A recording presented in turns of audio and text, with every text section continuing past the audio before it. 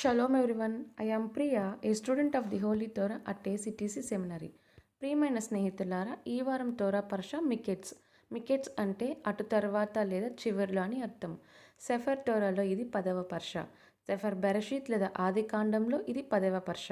ఈ పర్ష యొక్క మొదటి అలియా వాక్య భాగములు.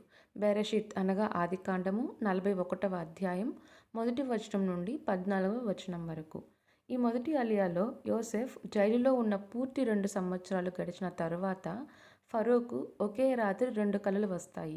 మొదటి కల, నైల్ నది నుండి 7 బలసిన మంచి ఆవులు బయటకు వచ్చి వెనుకనే 7 బక్క దారుణమైన ఆవులు వచ్చి మంచి ఆవులను తినివేస్తాయి, కానీ ఇంకా బక్కగానే ఉంటాయి. రెండవ కల, 7 బొద్దుగా ఉన్న మంచి కంకులు వెనుకనే 7 సన్నని పీల కంకులు వచ్చి మంచి కంకులను మింగేస్తాయి. ఫరో భయపడి మేలుకొని తన మంత్రులు జ్ఞానులు ఎవరు కల వివరణ చెప్పలేకపోతారు.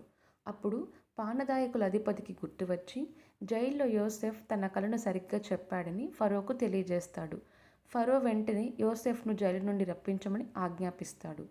యోసెఫ్ను గడ్డం గీసి బట్టలు మార్చి ఫరో సమక్షంలో నిలబెడతారు. ప్రియమైన స్నేహితులారా, మరిన్ని తోరా పాఠాల కోసం మా యూట్యూబ్ ఛానల్ను సబ్స్క్రైబ్ చేయండి. షలోమ్ లెహిత్రోత్.